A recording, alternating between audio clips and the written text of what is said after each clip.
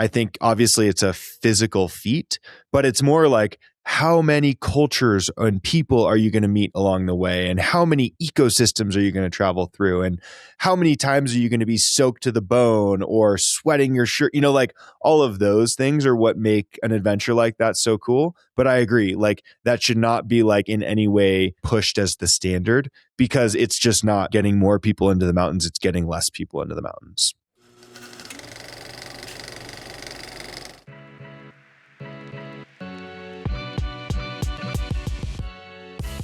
Hello and welcome to the Duffel Shuffle. I'm Adrian Ballinger, and we're here to discuss the world of climbing and skiing in all its forms through the eyes of mountain guides. And I'm Sam Kiekefer. In each episode, we'll unpack exhilarating stories, share invaluable insights, and get up close and personal with some of the most experienced and passionate guides and athletes in the industry. Whether you're a seasoned alpinist or a weekend warrior, the Duffel Shuffle is your ticket to the thrilling world of climbing, skiing, and mountaineering. Join us. All right, welcome back. This is episode 51 of the Duffel Shuffle. Adrian, how's it going? So good. Hi, Sam. I'm home. I don't think we've recorded since I got home. So I'm home. I'm not in Italy. I, as usual, 90% finished my unpacking, and the rest of it's behind me on my on Emily's Peloton tread, because no one should be running inside right now. I'm sure we'll get to that, but yeah, man, I am great. Good. That's what I like to hear. And maybe I'm a weird great. Maybe I have to anchor that in our banter, and then we can move into our news. But it's been a weird winter for lots of reasons. We talked about it last episode. My Europe trip was kind of a bust from a skiing perspective, by choice. There was great skiing to be had, but I just, my head wasn't in it. I came home, and honestly, I would have been really excited if it was powder skiing here, and suddenly my business would be a lot happier if it was powder skiing here. But I came home and it's 70 degrees and sunny, and my kid is jumping in the lake every day, even though it's only 43 degrees. And I put out all my patio furniture and have been doing my way too many hours of Zooms a day, outside looking at the lake from my deck, eating outside at restaurants in Taos City, seeing all my friends on the bike path. That whole post-winter spring thing that feels so good. I think I'm fully riding that wave, even though I shouldn't be. Yeah, I mean, it's earlier than we're used to, but it's pretty dang nice. I myself jumped in the lake today. Oh, how was it? And it was great. I mean, I went for a ski tour. I was sweating so much because it's 60 degrees in the mountains right now, which is insane. And, it turns out wearing black pants when you're skiing, great in the winter, not great when it's 60 degrees out. And I was just you know what, I'm going to go jump in the lake. And it was great. I mean, it is cold, but it's no colder than a cold plunge, and cold plunge is super trendy right now. So I just went for the biggest natural cold plunge I could find. Absolutely. I did, other funny things Emily's parents were in town this week, because they're always here when we get back from a trip. They can't go 3 weeks without seeing us. And that's a wonderful thing. So we dug out a pickleball court to play pickleball, because there's still snow in random places. I actually just went running before we recorded, and it's I'm only at 6,200 feet. And I'm we all talk about how you can't really ski below 7,000 feet now. So I'm oh, the running's going to be amazing. Really, but it's still all in the nooks and crannies. So it's not really running, but it's not really skiing. But also this week, my closest friend from growing up, East Coast, lives in Mad River Glen. Greg, they had a great season, came out here with his 20-year-old son. I told him it was a bad idea. But so I actually spring skied for 3 days, 2 days on the mountain, bell to bell at Palisades. And then 1 day in the backcountry that did still have a freeze. I just beat these warmer nights.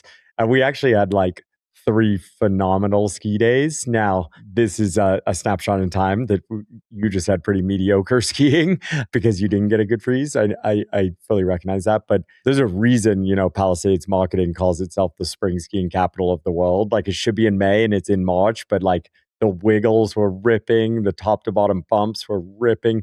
They groomed things you never see groomed the rest of the year. It's oh my God, I want to ski that. So Chamois, the Chamois bar was just wall to wall, people raging. Pretty sweet week to come home to. It's weird, but like I love putting my flip-flops on at the end of skiing. It makes mediocre skiing feel way better. So it's yeah, that's and where you're we're getting at. ready to go. We're trading places. I came home from Europe. You're going to Europe.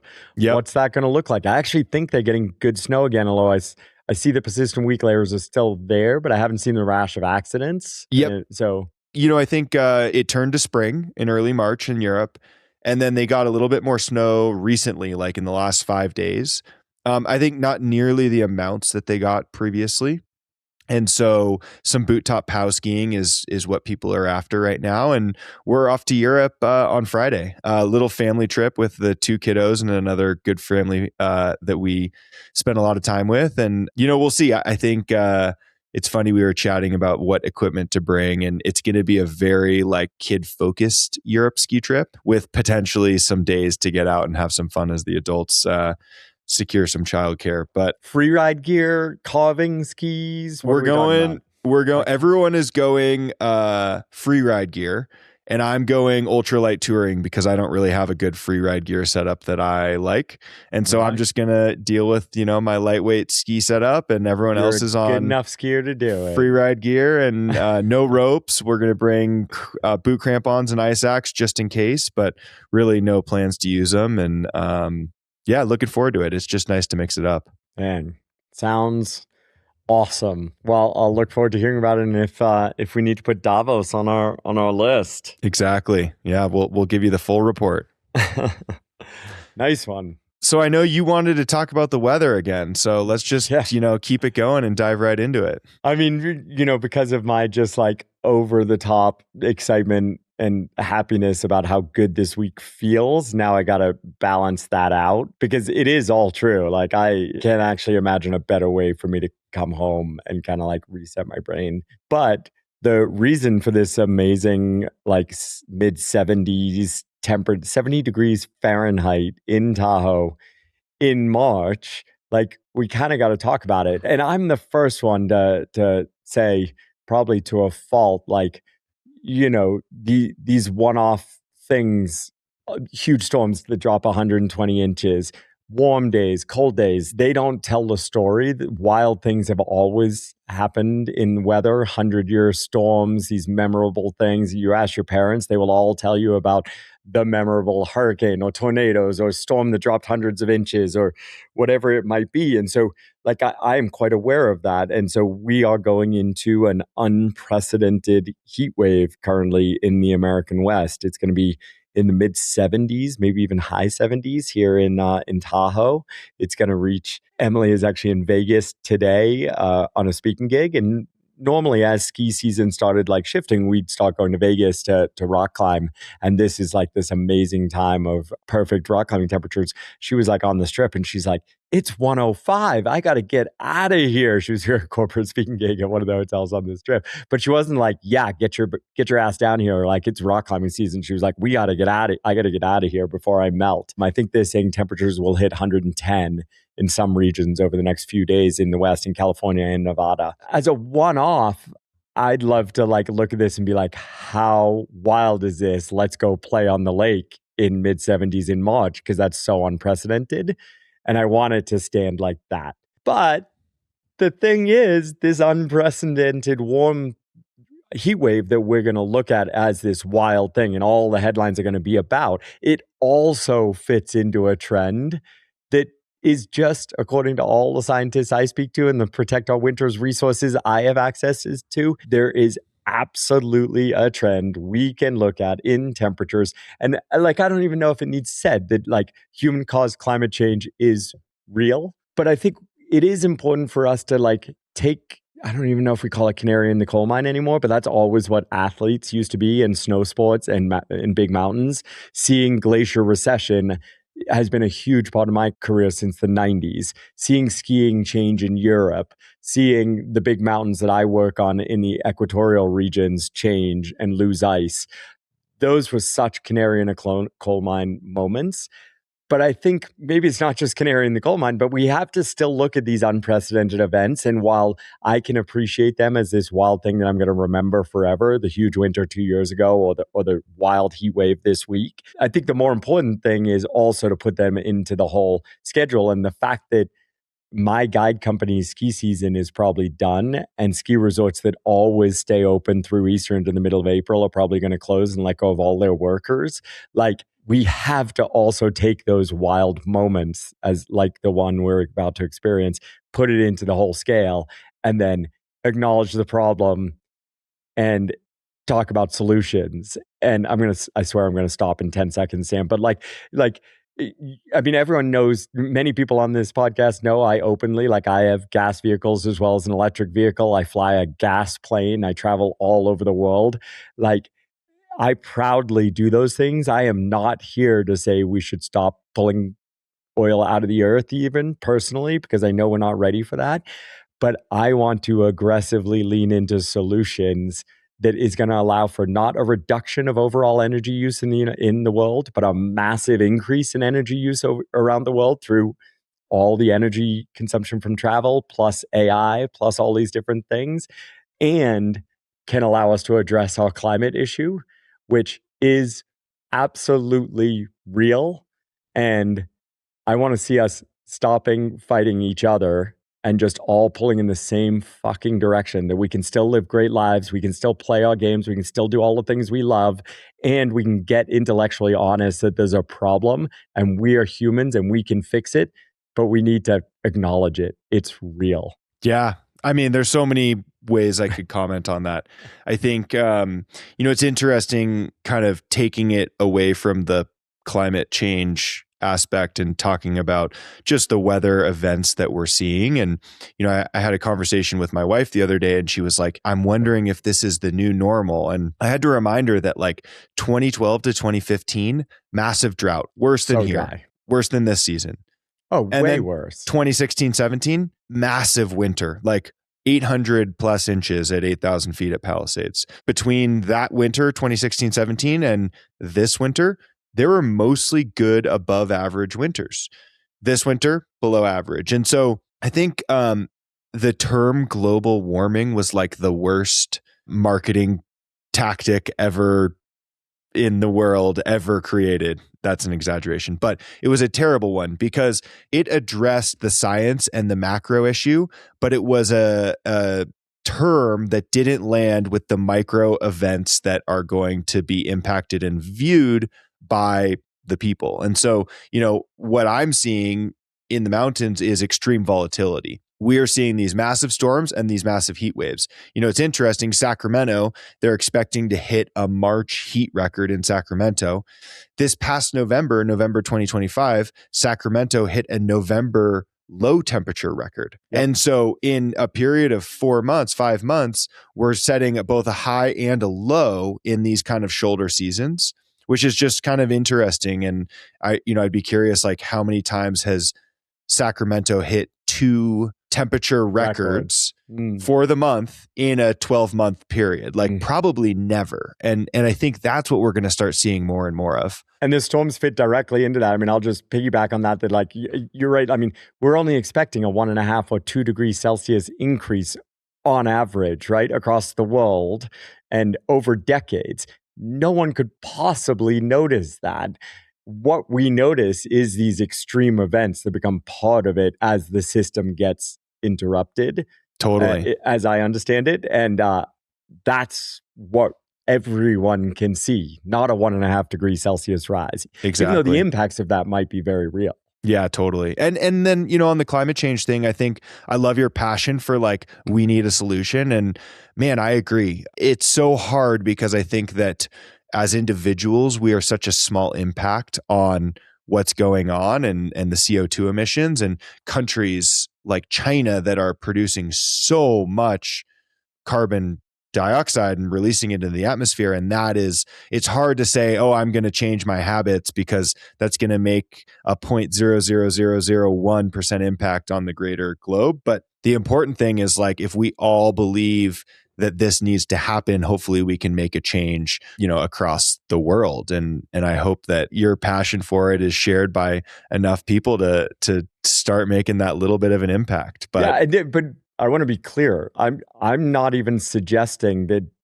you go out and change from your gas car to your electric car. Yeah. Even though I think if you have the wealth, those are great things to do. What I am saying is put politicians in place that are going to spend $1 trillion on R&D. Yeah. Who are going to support science foundations, who are going to recognize that if you take 100 huge swings for home runs on energy and climate change management, you're going to miss 90 and they're going to look like boondoggles and wasted money. Yep. That money's all going into the economy still. And you're going to get those 10 hits or those however many they are. And those are what are going to change the world. So I think we need just massive governmental pushes towards technology changes that can actually make an impact. I want to be personally, I want to be done discussing what you can do.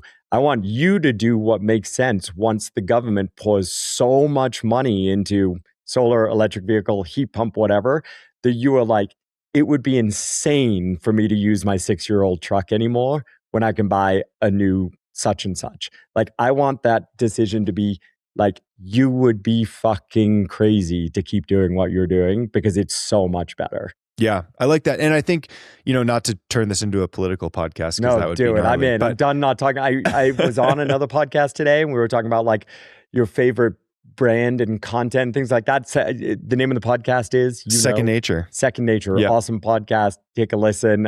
Great hosts talking about the business of outdoor industry and Alpenglow and Milky Way. But like, we were asked to come with like something in the content space. BPC. BPC. I listen. You know it. Okay. And I chose like politics and news podcast because like I'm a little bit done, and we've been guilty of it, of being like, oh, we're not going to touch that. It's like, I have strong opinions. We need to speak about them, and I don't think we should be scared of it. And our outdoor industry is being directly affected by politics every day. I think it's great. And I think, that the issue that we have currently is these massive swings, and it's in climate change, but it's also in everything else.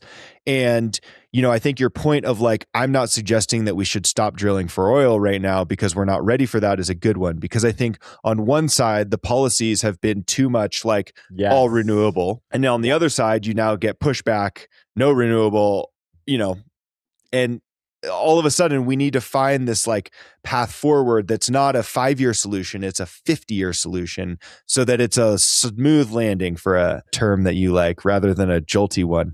I love it.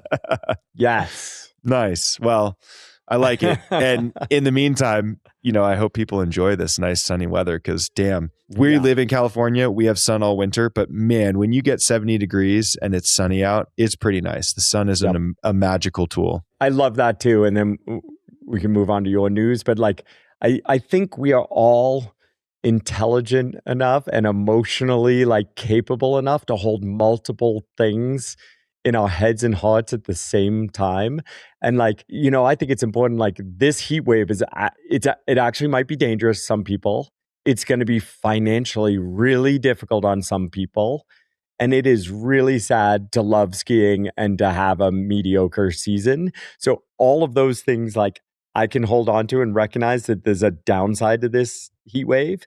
And at the same time, to your point, we had this discussion at Alpenglow today, like our marketing, like, we should lean in that the next few weeks are potentially going to be so amazing here, whether you're a rock climber or a mountain biker or a trail runner, or you just want to sit outside and drink a beer. They're going to be really amazing as well. And it's okay to take joy in these moments while also recognizing, like, we don't want the rest of our winters to look this way. And we need to support local businesses that need to close early and all these different things. Yeah, absolutely. All right. What's your news? Well, it's interesting. I'm trying to go rock climbing news because we talk so much about the weather and skiing and all that stuff. Would you look at you? Can't wait for this, Sam. Yeah, I'm going to mispronounce and blow everything. You actually, I think, had told me about this originally, and I just saw it cross my radar, and it's something we missed. But Tommy Caldwell and Seb Van Hee were down in Patagonia climbing, and they made a free ascent of the South African route on Central Tower of Paine, and they did it in 24 hours. It was the third free ascent and the first in 24 hours. The first free ascent took 13 days. It's interesting because it's really bringing a different style of climbing to this place in Patagonia that has held so much climbing history, but it has demanded a different style of climbing for so long because of the challenges. And it's just really cool to see, one, I think it's cool to see Tommy Caldwell, who's like this senior mentor to people, like still pushing the limit of what's possible in the mountains. The old man's not done yet. I wasn't going to say it. I don't know how old Tommy is, but man, it feels like he's been pushing the limit for nearly 30 years. So it's pretty wild. And then two, to see that, like, I think for so long, first ascents were what was like talked about. And then it kind of transitioned to free ascents. And now it's like all of these speed ascents and sub 24 hours ascents. And it's just cool that like the ceiling has not been met, and it seems like it never will be met, because there's always going to be someone out there like pushing the limit, trying to do something in a different style, in a different way. And it's just awesome. Yeah. I love that you brought this story up. I think, you said it slipped under our radar. I think I'll speak about my one disappointment, and then we go back to everything you said. And this might not even be true, but I'm pretty sure it is. Like, if there's one thing that I wished had happened, it's that I think when I first heard about this project, it was the smash and grab style, that they were literally going to be in the States. And when everything aligned, I think I even saw Tommy's post, like, I'm flying to Patagonia and I'm going to hit the ground, and 4 hours later or whatever it is, I'm going to be on the wall. And like, in my head, this is one of the things that's truly changing about our sport, with technology, with aviation, with all these, with weather forecasting, that, a dad like you or me could be sitting at home. And if we're fit enough, and if we have a base of skills good enough, we could, Tommy, could hop on a plane, one of the best rock climbers on the planet, hop on a plane, go down and do something that's never been done before, and potentially leave on a Monday and be home to his family on a Friday, kind of thing. So you're disappointed at how long it took him? Yeah, how long it took him. So, because if I understand correctly, that first attempt didn't work, and then they went into like, okay, now I don't think he ever came home. I don't actually know, but I imagine they stayed, they waited, they went back up, that kind of thing. And maybe a second try didn't work out, because I think you said it was a third attempt. Pulled it off. So there's my one little thing, but it's ridiculous because like this is like an unbelievable accomplishment. To your point, 13 days, 24 hours. It's showing the sport pushing in this direction. It still supports all these theses that I have, that things like weather forecasting is getting so much better, and AI, actually looking at models, and AI models are able to bring in more data and give more accurate forecasts, which are essential for something like this. Imagine being that far out there on a Patagonian wall. If a storm comes in, like, you take more risk, but also hopefully your weather forecasting is getting better and better to allow for that type of mission. Their fitness, the right partners pairing, I think is really interesting. Like, there are these just supremely talented rock climbers coming together and working together in the mountains, and then taking Yosemite style tactics. Like, they utilize simul climbing, for instance, and tactics that have been used now for a couple of decades in Yosemite, bringing those to the true big mountain alpine world.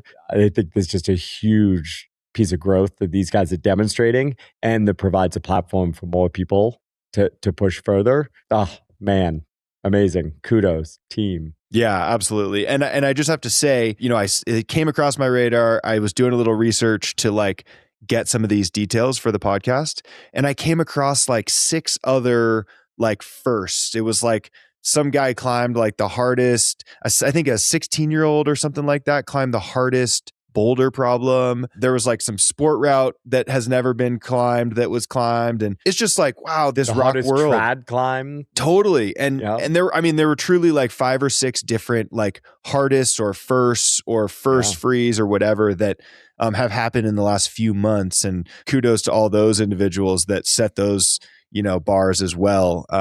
We're not just talking about Tommy because he's Tommy. There's a lot of talent in the rock climbing world right now, and a lot of energy. Shifting. It seems like there's a shifting of the guard, and it's really cool. So that's why it's so cool. Tommy's still holding on. Exactly.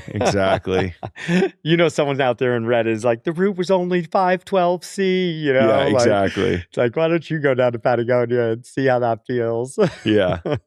Awesome. Well, coming up, we're going to be talking about Everest. If you listened to last week's episode, you're aware that Alpenglow's Everest season sadly was canceled, and I think we'll dive into that a little bit. But just because Alpenglow's season was canceled doesn't mean we don't want to give Everest the platform that it deserves. So we're going to do a little season preview of Mount Everest and what's to come, and talk about some of the shifts that have occurred. So stay tuned. Coming up next. Excellent.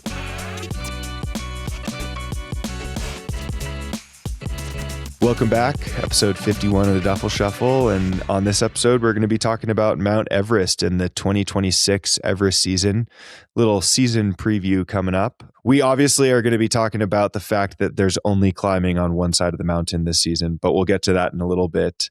Adrian, teams are probably kind of getting their way to the mountain. Have you heard how the conditions are to start things off on Mount Everest this year? Yeah, so I mean, we're recording this on March 17th. And I think that's kind of it's a great time for this podcast, because the first thing I think about is like when I started going to the mountain in 2008, this is when I'd leave. The old style.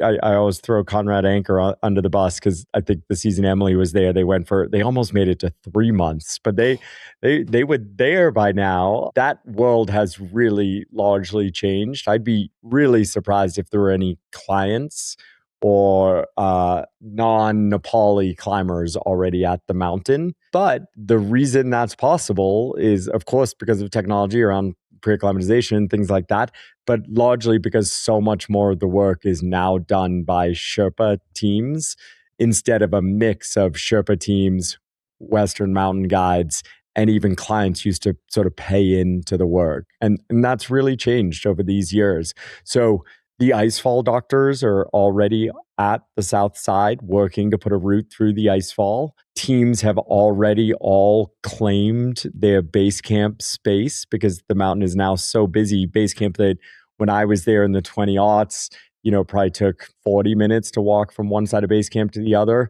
Now, and it goes from the beginning of the icefall. That's kind of where you might want to be, close to like the beginning of the technical climbing. It now spreads 2 hours down the glacier, down the valley. And there's much worse and better places to be on that glacier on the south side. And so teams are now claiming that really midwinter, but then going back around now to make sure no one moves their ropes and signs and things like that. I was going to say, it's not like a rope line drop like at the ski area where everyone's waiting and they drop the rope and race. Not yet, but I mean, stay tuned. I mean, the government actually suggested moving base camp off the glacier and down into the non-glaciated terrain below. I actually think it's a good idea. It could be managed more. Human waste systems could be put in. Trash would be a lot easier to manage, and it would be safer from the avalanches that killed so many people in 2015. And then you'd have a longer move on your day through the icefall, unless you put an interim camp in or something like that. But I think it's a great idea personally. But it hasn't happened yet. But maybe there'll be that or a rope drop or something at some point. So yeah, and in terms of what the mountain is like, I haven't heard any reports yet. I imagine the icefall doctors are once again using drones to find the route through the icefall, and hopefully they're finding a good route. I haven't heard how many ladders yet or anything like that. And I think the winter was kind of like an average winter. So not the driest ever like you sometimes hear, certainly also not like the snowiest ever. That's kind of a boring kickoff to what conditions are like, but that's what I've been hearing. No, I mean, it sounds like it's going to be an average condition season. Generally, if it's not super dry or super wet, things are going to be kind of standard. And it'll be interesting.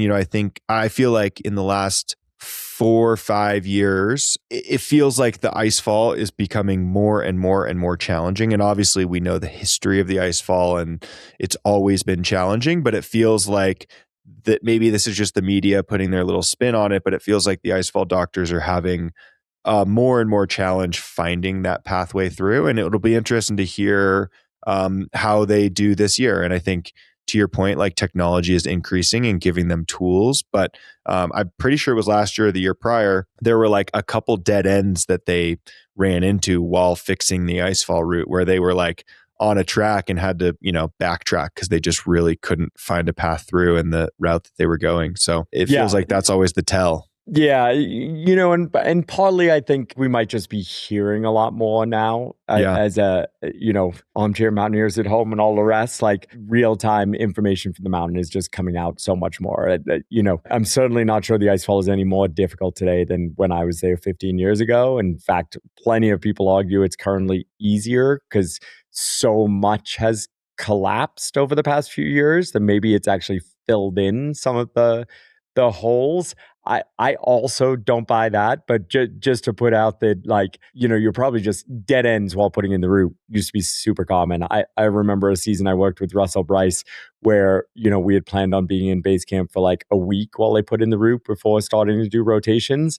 And we had 3 weeks while the icefall doctors struggled to find a way through. And we ended up sending mountain guides up to try to assist, and there were no drones yet, there were no helis through the icefall yet, and it was just dead end after dead end after dead end. So but of course no one heard that. There was no New York Times article about the icefall being slow to put in that season. The bigger things, like they never fail to find a route, or certainly not in the history that I've been there. The big things I'm looking for are the seracs active above the icefall. The past couple of years, they've been a bit less active. And I've seen some people say like, oh, maybe they're done. And I just, these are some mountains you might be more familiar with, like Ama de Blanc and Alpamayo often have had years where Alpenglow and other mountain guides have chosen them to be too dangerous to guide because the seracs on them, either the de Blanc on Ama de Blanc, it sits above Camp 3, or kind of the cornices on the top of Alpamayo that sits above the Ferrari and French direct routes, become too big and too overhanging, and we know they're going to break at some point, and that could create a random mass casualty event, so we don't guide. Well, that's what's killed most people in the Khumbu Icefall. But those seracs do change, but they don't go away. They drop. They're in unstable bits and lean back a little bit, and then they build again, and then they drop their unstable bits. So we don't know going into this year, until we see photos and kind of people's reports from base camp, whether they're active or not this year. And that really makes the biggest difference to safety through the icefall.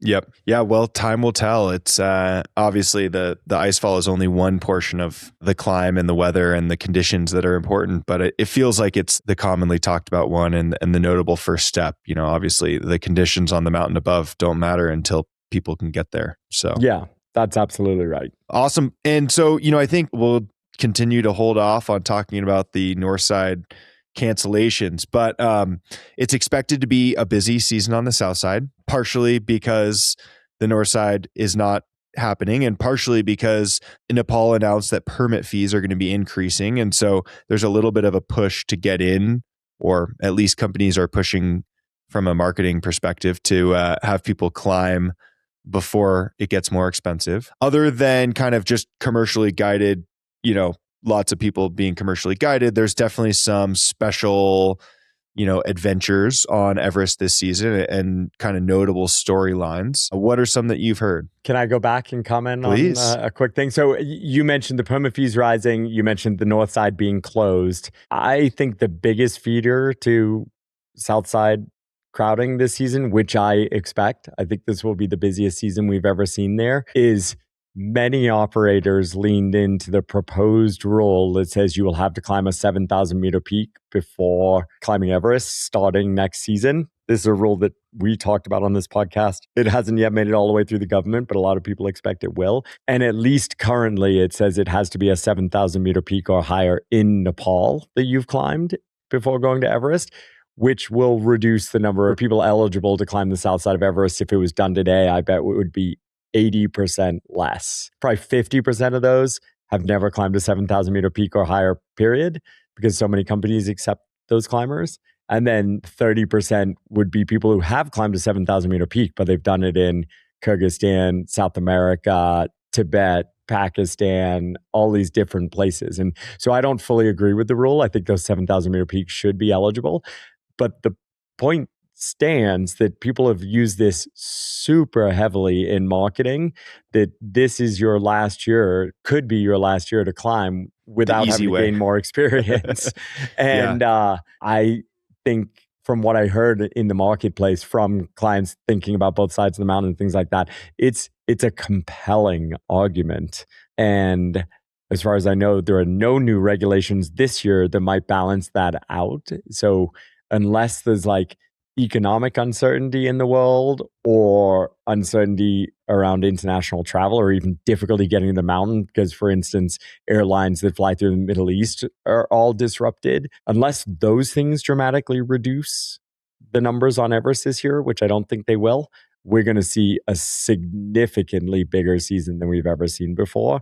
And the reason I wanted to stop and call that out is because I think it is, of course, scares me and leans into, the conversation we'll have in a few minutes about why Alpenglow made the decision we did, not to shift. But like, unfortunately, all the worst things I think that have kept us away from the South Side are all hitting this same note for what this season's going to look like. So like 90% of me is really excited for the season and 10% is just like bummed that every mainstream media journalist, Reddit writer, like friend in Tahoe is going to be like, look, I told you Everest was gross. Like there's a potential that so many of those things happen. And you know what a proponent I am for Everest. Even Southside, even though I choose not to be there because I don't think I could do a good job on it. And I just hate the fact that I think there might be a bunch of negative that comes out of this season. Yeah, no, that's fair. And that's a good point to bring up because that is a major factor. Yeah. And then we can move on to the good stuff. The main thing I know about the projects for this season, or the main thought I had, is a reminder of how hard Mount Everest actually is and the persistence and grit that it takes to be successful on the mountain for everyone, but especially for unique projects.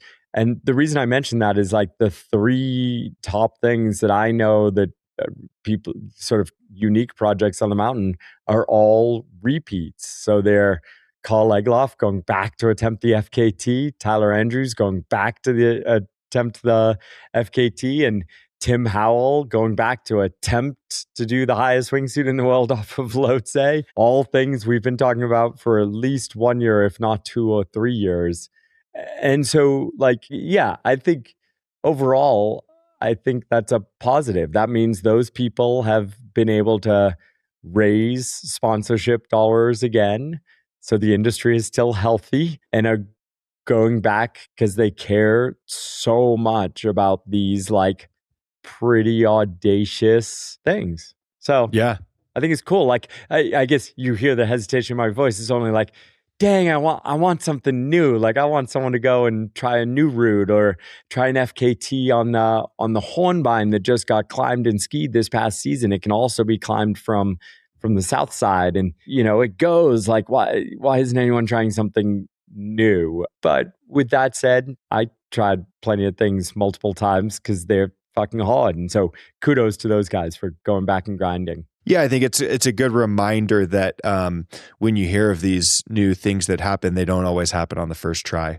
Jim's ski, I love that, was his third attempt. And so while it would be exciting if there was something new being talked about, it is also a good reminder that like you can't just go and get the new thing on the first try, and you got to try a little bit again and again. And if you're following, these are awesome things to follow, but I think to remember that like failure is the far more likely outcome than success. And I hope and think each of these athletes are really honest about that. And, like that's a part of why Everest is so rad, is that failure is far more likely than success, especially when you're getting out to these like edge case type things. Yeah. A couple other ones that I was reading about. Obviously, Kami Rita Sherpa, 31 ascents, will be on the mountain going for 32. Who knows how much he's going for 32, or that's just the storyline, but pretty wild. I mean, can you imagine 32 ascents of Mount Everest? I can't imagine. And while I think it's so rad, go Kamirita, I am so glad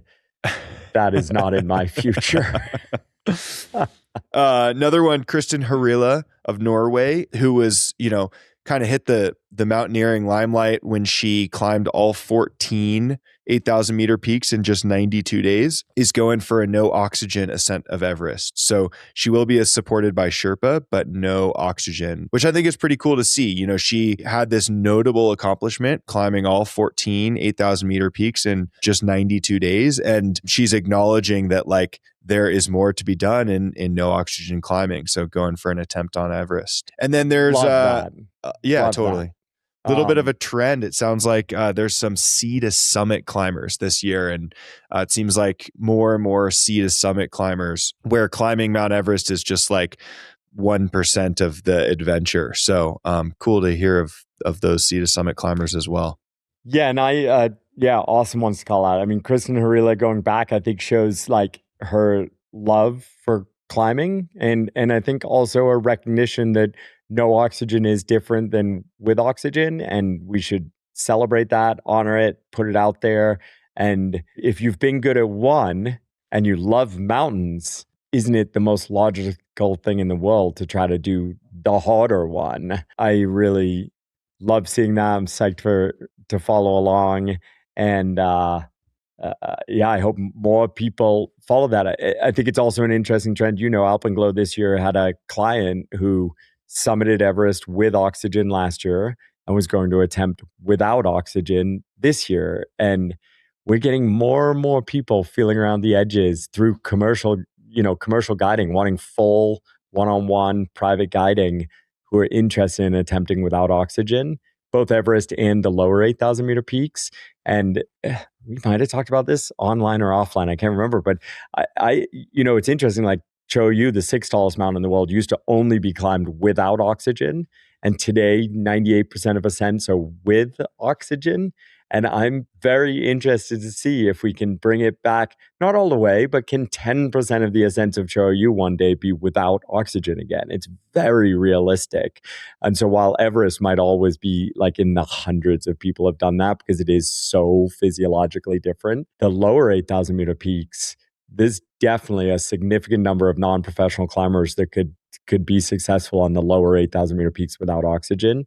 I don't know whether I'm putting this out in the cosmos or seeing this in the cosmos, so that interest is forming. And it's led by leader influencers, athletes, whatever you want to call them, like Kristen Harila going back. Absolutely. And on that note, obviously, you had a client that was going for a no oxygen ascent of Everest in a private setting. That is, I'm sure, the standard for an Everest level no oxygen ascent. It's got to be private, one-on-one, guides wearing oxygen, client is not. In the Cho Oyu of the 8,000 meter world, the lower 8,000ers, do you think that group no oxygen trips would ever be on the table, or would it still be that private only ascent? I think based on the safety expectations of the world today, which is different than the 80s and 90s, I think guides and Sherpa should remain on oxygen while guiding on an 8,000 meter peak. So I don't think we're going to go back into the Bukhariv days of I'm so strong I can guide not on oxygen. I just don't think that's a true story. With that said, I can imagine us getting to the point once we really understand the systems and establish the systems and the requirements of the clients that make sense. I could imagine one guide in a team of Sherpa running more than one no oxygen client at the same time. Yeah. Just like we do, when we mix groups in any other scenario. It's for difficult decisions. It makes for a team has to gel more to be willing to sacrifice potentially their attempt, or at least adjust their attempt for others.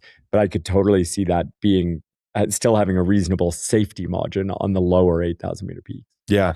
No, that's cool to think about. I mean, I agree. It does seem like that shift might be like either going all the way around the circle or like shifting back a little bit to where no oxygen climbing is more and more sought after, put it that way, by your average climber, not just the elite professionals. Can I speak to Sea to Summits real quick? Absolutely. I love this stuff. Again, I'm just throwing out my hot takes. Like I love these like massive adventures, right? Where you're going to, I think, the one I read about, they're going to walk, no motorized travel, 3,000 kilometers or something like that. Maybe there's bikes, maybe there's walking, stuff like that. Probably from the Bay of Bengal, if I had to guess, Bangladesh or India, probably India all the way through to the mountain and then climb it. This has been done before, I think. I believe so, yeah. A few years ago, and it was a great story.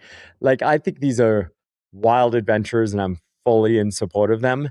I think despite what we talked about around climate change and my feelings about climate change and the importance of putting attention on it, I think I don't think we should position these adventures as like, this is how these mountains should be climbed, or we're not taking care of our planet otherwise. For the adventurer that has the time and money and family situation to do this, how cool is it? Claiming it actually is so much better for our world, I question, unless you're using it as a platform to teach more people about climate change. I'm all for that. But like the idea that all of a sudden no one can go to the Himalaya except people who walk from the coast, I don't think anyone's saying that, but I think it's important to mention, because I want more people to go to these mountains, because that's why we're going to protect them. And the idea that we shouldn't adventure or travel the world because of our impact, I think is a false narrative that we shouldn't encourage. Yeah, I think that's a good point. I mean, it's almost like the Karsten's Pyramid issue that we had discussed. Like when the trek was off the table, people stopped going, and that's not a reason to stop going to the mountains just because you can't do it in one style or whatever. And so I agree. I think the adventurer in me is like, that's so rad. And I just like the weird wildness of it. Not as much like, I think obviously it's a physical feat, but it's more like, how many cultures and people are you going to meet along the way? And how many ecosystems are you going to travel through? And how many times are you going to be soaked to the bone or sweating your shirt? Like all of those things are what make an adventure like that so cool. But I agree, like that should not be like in any way pushed as the standard, because it's just not getting more people into the mountains. It's getting less people into the mountains. Yep. Hands down. So but dang, I'm stoked to follow. Yeah, exactly. All for the strike missions and the FKTs and the fast movements, as well as the long, slow, drawn out adventures. Yes, exactly. Adventure is cool. Absolutely. Today's podcast is brought to you by Alpenglow Expeditions, a Tahoe-based guide company with an international reputation. In its 20th year of operations, Alpenglow leads the highest quality expeditions in some of the world's greatest mountain ranges, from California's High Sierra to the rugged Himalaya. Alpenglow runs more than 40 international expeditions per year, as well as offering a full menu of guided ski and climbing courses throughout California. Join us and experience the Alpenglow difference. All right, shall we dive into the north side? Let's dive into the north side. Yeah, all right, so I want to, for those that aren't familiar, we talked about it at the beginning of our last episode. We don't have to kind of rehash everything, but effectively, the north side of Mount Everest is not closed, but it's not open. And therefore, every team, to my knowledge, has either canceled their expeditions or pivoted their expedition to the south side or to another mountain in the Himalaya. Alpenglow is not pivoting to the south side of the mountain. We can dive into that a little bit. Anything to add just in terms of setting the stage in the background there? Nothing to add. Cool. We dove into this a little bit more at the beginning of our last episode 50. So if you're curious, you can check that one out. You had mentioned to me, and I don't remember if it was on the podcast or offline, but you had a 90-minute meeting with the leaders at Alpenglow to discuss the decision of canceling and not pivoting to the south side.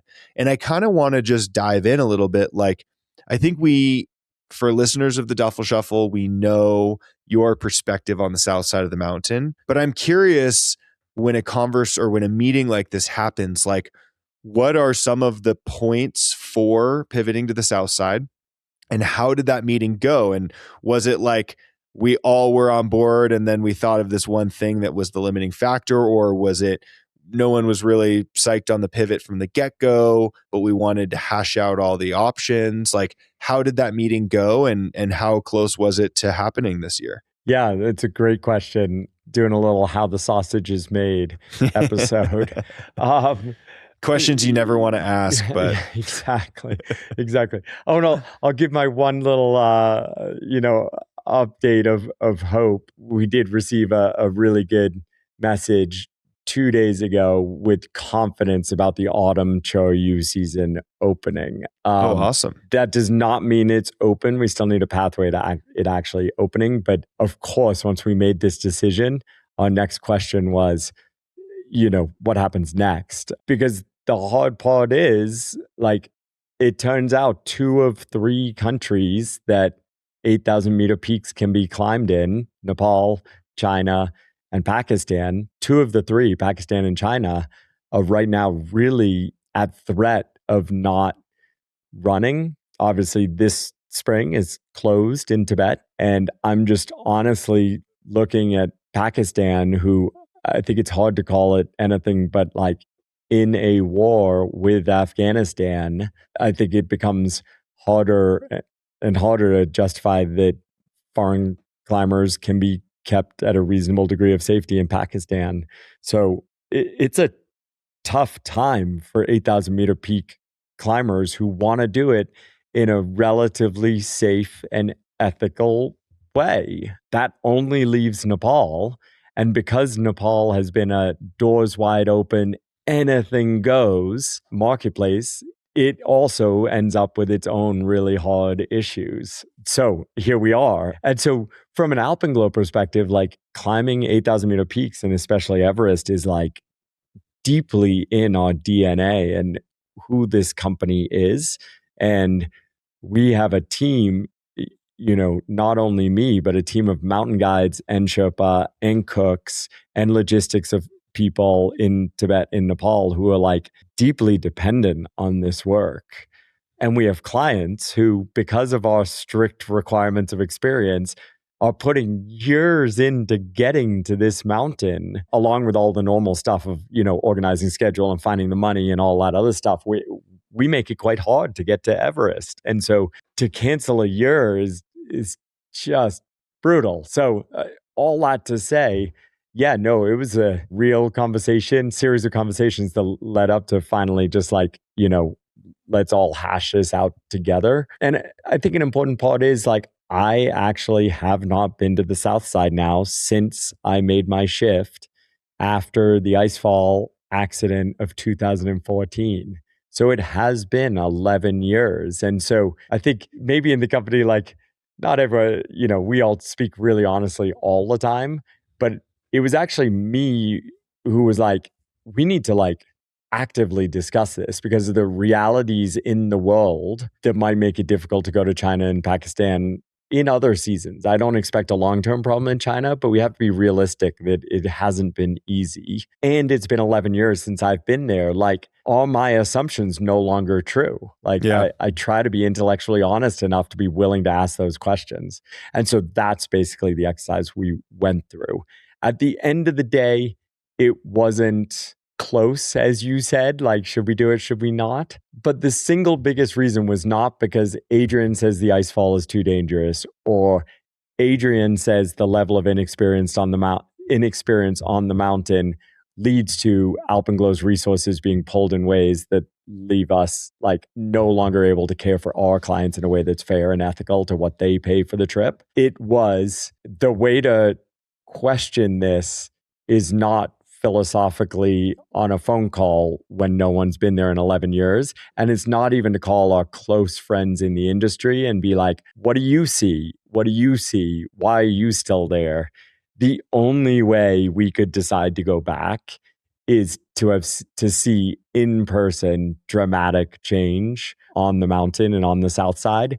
that lead us to believe we can do what we are so strongly conscious of. So despite, yes, it was a hard decision because we're talking about, a very large amount of revenue for the company, as well as now we need to figure out how to help our guides and Sherpa either have other work that substitutes or goodwill, financial help to get through this period if it's too late to find work. So it's a very hard decision, but we were all across the board clear that the only way to do it is not to all of a sudden say, we're open for business on the south side.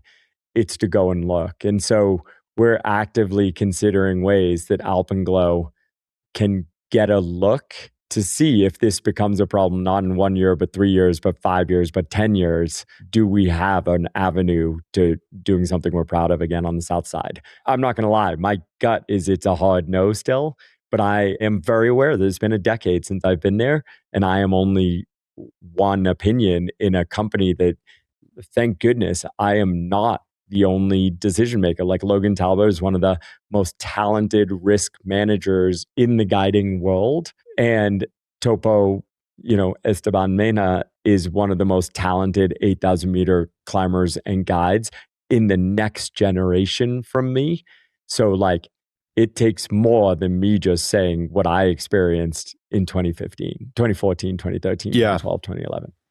And so obviously you or Topo or Logan going to the south side of the mountain is what needs to happen. Is that a conversation that is happening for this season, for future seasons? I have no comment.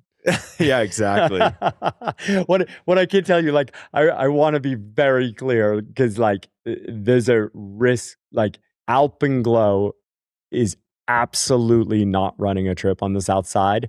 And there's just no way we will be there in any form. And I feel really strongly about that. And my conviction of that has not wavered in the least. But yeah, we're trying to figure out a way, is there a logical way to go and gather information to better, if this question is put to us again 12 months from now, or better 6 months from now, right? Do we still feel strong in our conviction? Yeah. Because our conviction is hurting a lot of people. That's just the reality. So yeah, stay tuned. Yeah. All right. That was a great no comment answer. I'll ask you offline more directly. I think it's one thing that is interesting to me is in your sales process for the Everest Northside expedition, you really sell why Alpenglow holds this standard and only climbs on the north side to the clients that end up signing up for the trip, and many clients that end up going with other companies on either side of the mountain. If you had pivoted to the south side, do you think that all of the clients would have gone with you, or do you think that some of them would have said, nope, I believed you on north side only, and I'm going to stick with that? That's a great question. I think a majority would have gone with us. And the reason I say that is I think probably somewhere around 60 to 70% of our clients from the north side this year will go to the south side with other operators. And we're again, I have my convictions, but I strongly believe each climber should make their own decision for themselves. And we're helping people find the right teams for them and their styles and things like that. Yeah, that's what we do. We're trying to fulfill people's mountain dreams. You're pro Everest, regardless of the side. Absolutely. And so 60% went anyway, or will go with other operators, even if they hopefully believe Alpenglow is the best and safest and most fun operator out there. And I bet if Alpenglow had shifted, we could have persuaded another 20%, and probably 20% would have stood by their personal conviction that side of the mountain cannot be safely or ethically climbed. So yeah, I think a lot would have shifted. Yeah, I don't know if there's anything more to say there. Yeah. Do you know if there's any north side climbers remaining, like a Chinese team or... I believe the Chinese climbers will climb as normal. And that's how it was during COVID on the north side. So foreign climbers were not allowed in, but Chinese climbers were, provided they met the requirement of having climbed an 8,000 meter peak before that.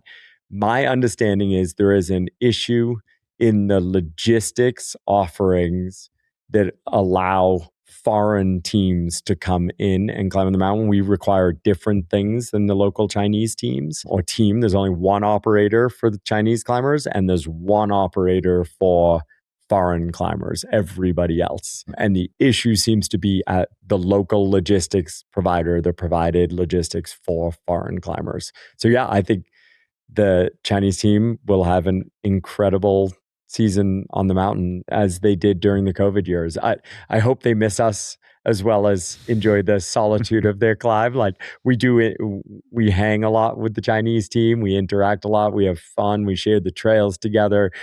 We obviously, there's a lot of like, I think we bring a lot of like technical expertise and kind of like weather forecasting and things like that expertise. So we do a lot of like information sharing and decision making together. So I hope we're missed, but also I'm sure it'll be nice and quiet. Yeah, I mean, you spoke to that first year back on the north side was just an incredible experience and the solitude of it. And maybe the Chinese just missed that and they wanted a way to go back to that.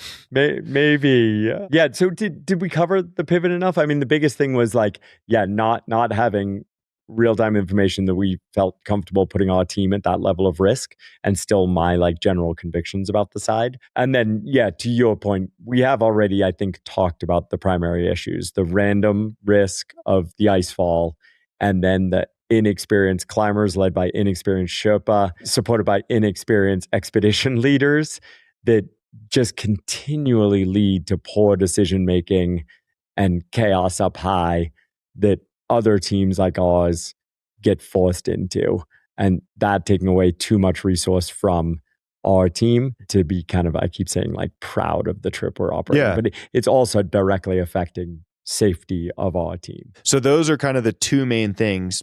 Do you think if one of them was solved, you would be more compelled to go to the south side? So if helicopters could fly over the ice fall, that's a great question. Or if the new Nepali standards of requiring a 7,000 meter peak force a higher level of average climber on the mountain, do you think if one was solved, you would go? It's a great question. Again, my strong preference is to go to the north side. Yeah. Like it's just such a beautiful route. Shit falls away from you instead of on top of you. It's, all the reasons but would I be more willing to pivot? Maybe is the question you're asking. Yes, absolutely.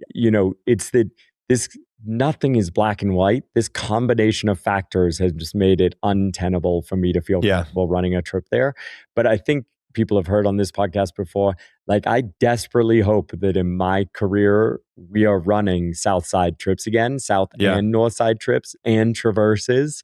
They both offer incredibly unique things. So I really hope to get back there. And to your point, like for a long time, the only thing I was asking was for helicopters through the icefall. And I thought we could figure out the rest. The rest has gotten worse since that time where I was in 14, 15, when I was like I met for 3 years, 15, 16, 14, 15, 16 with the Nepali government to say, just let us run helis, not only for rescue, but for clients and Sherpa and guides and slinging loads below it.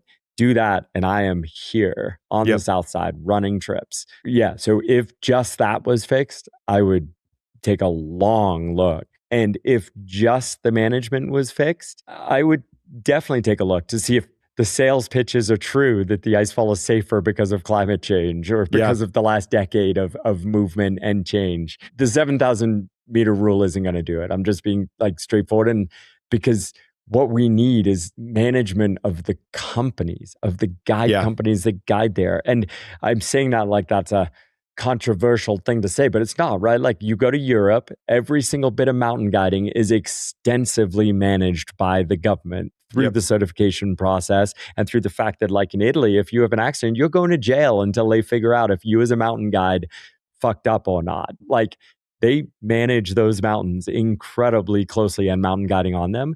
And in the US, they do it through the concession system, right? 5 concessions on Denali, everyone massively works hand in hand with the government, and the regulations are in my opinion, too tight, right? Like the requirement around skiing on the mountain, unroping on the mountain, the level of like 2 guides for 1 client if you have a 1-person private. There are these things that make the type of guiding I would like to do up there not possible. So the point is, every government got serious about massively cracking down on how money is made on the mountain. And I'm here as a for-profit guide company who loves capitalism saying, like, we need just massively more regulation, not of the inexperienced climbers, actually, of the companies. And if that happened tomorrow and it was real, I would take a really strong look at the icefall. So it sounds like the icefall holds slightly more weight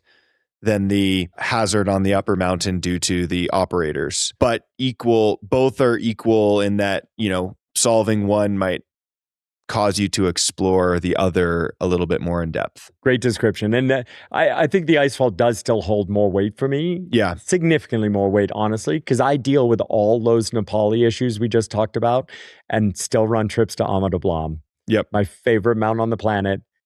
Just as popular, just as much of a shit show, just as much no regulation. But because it doesn't have the icefall, and I think our guides in our company can mostly manage the risks the nature puts on us, then we can put a lot of energy into the human piece. Yeah. And so I guess that speaks to the fact that is the larger issue on the mountain still for me. Yep. And it's the random nature of wiping out so many people, no matter how good a leader, mountain guide, all these things you are. The human piece, there is a lot we can do to work around it. And I think we directly show that on Ama Dablam. Yeah. Well, it's going to be an interesting season on Everest. That's for sure. It always is. And it seems like with just expected crowds, it will continue to be an interesting one. Any other closing thoughts? No closing thoughts, except I guess, we've talked a lot about the challenges of the mountain. The next 2 months, we're just going to hear so much about the challenges of the mountain. Lots of people are going to talk shit about clients and people who shouldn't be on the mountain. I guess if I get to close, which you offered me to, I want to remind everyone of the majesty of this experience and the value of it.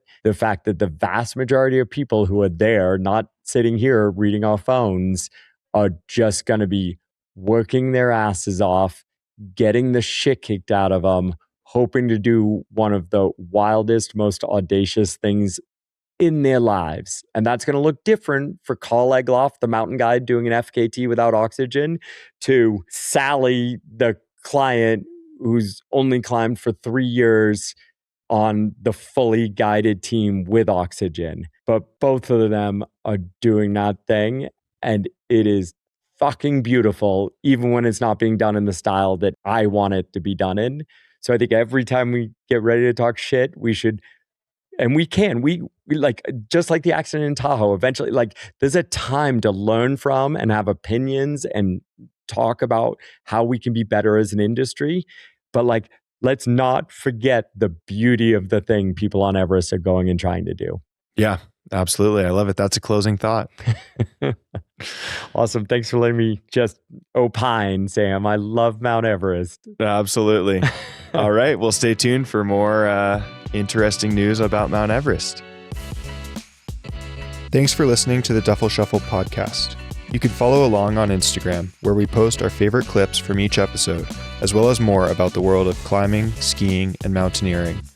If you haven't already, please subscribe, rate us, and leave us a review on your favorite podcast platform. Catch you next time, and until then, we hope you enjoy some time outside.